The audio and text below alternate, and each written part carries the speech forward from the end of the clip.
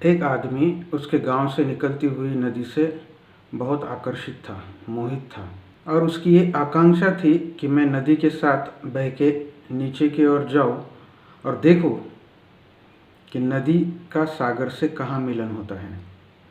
तो वो सारी जानकारी जुटाने में लग गया। सैकड़ों वर्षों से काफ़ी लोग नदी के साथ नीचे की ओर गए थे और उन्होंने हस्तलिपि में कुछ जानकारी लिख के रखी थी, लेकिन उस जानकारी को पढ़ने के बाद वो भ्रमित और हैरान हो गया, क्योंकि हर एक ने अलग जानकारी लिखी थी। उनके जवाब एक दूसरे से बिल्कुल अलग थे।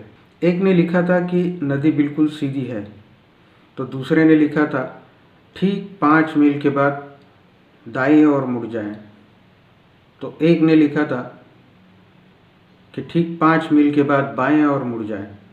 तो किताबों में गड़बड़ी देखने के बाद वो लोगों से मिलने लगा।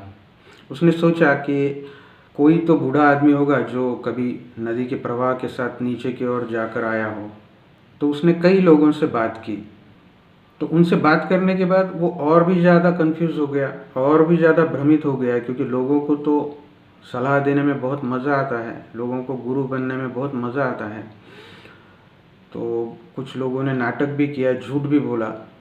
उन्होंने उस आदमी को तरह तरह की सलाहें दी। तो उससे वो आदमी और ज़्यादा कंफ्यूज हो गया, क्योंकि हर व्यक्ति की जानकारी अलग थी।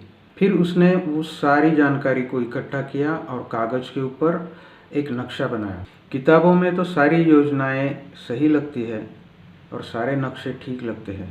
तो वो आदमी अपनी योजना और अपने नक्शे को लेके काफ़ी खुश था। उसे ये पता नहीं था कि उसकी योजना केवल एक धारणा है, एक कल्पना है। वो खुश था और उसने नदी के साथ नीचे की ओर बहना शुरू कर दिया। लेकिन तुरंत समस्याएं खड़ी हो गई। उसके नक्शे के हिसाब से उसके योजना के अनुसार 5 मील के बाद बाएं ओर मुड़ना था, लेकिन नदी तो कोई नक्शे के हिसाब से नहीं चलती, वहाँ पर कोई मोड़ नहीं था। तो वो भ्रमित हो गया, वो डर गया, उसकी सारी मेहनत बेकार हो गई। वो परेशान हो गया, अब क्या करे। वो सारी रात सो नहीं सका। अगले दिन सुबह नदी के किनारे एक गांव आने वाला था, लेकिन वो गांव आया ही नहीं।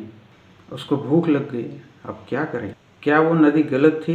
नहीं, नदी हमेशा अपने प्रवाह को बदलते रहती है। वो कभी दाएं मुड़ जाती है तो कभी बाएं मुड़ जाती है। नदी के किनारे गांव बसते हैं, मिटते हैं, खो जाते हैं। तो नक्शा बेतुका हो गया।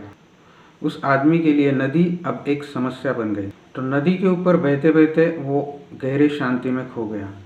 सारी किताबें बेकार हो गई, सारी जानकारी जो इकट्ठा की थी वो भी बेकार हो गई। अब करे तो क्या करे। वो गहरे विचार में डूब गया, वो गहरे ध्यान में खो गया। अचानक उसे ये ख्याल आया कि नदी समस्या नहीं है, समस्या पैदा हो रही है वो नक्शे के कारण। नदी को तो ये पता भी नहीं कि मैं यहाँ हूँ भी। नदी मेरी दुश्मन नहीं है। उसने उस नक्शे को नदी में फेंक दिया।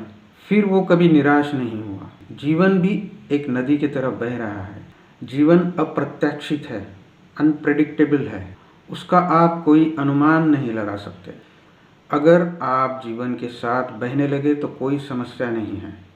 सारे तर्क, सारे अनुमान, सारे शास्त्रों को छोड़कर जो जीवन के प्रवाह के साथ बहना सीख लेता है, उसके लिए जीवन कोई समस्या नहीं है।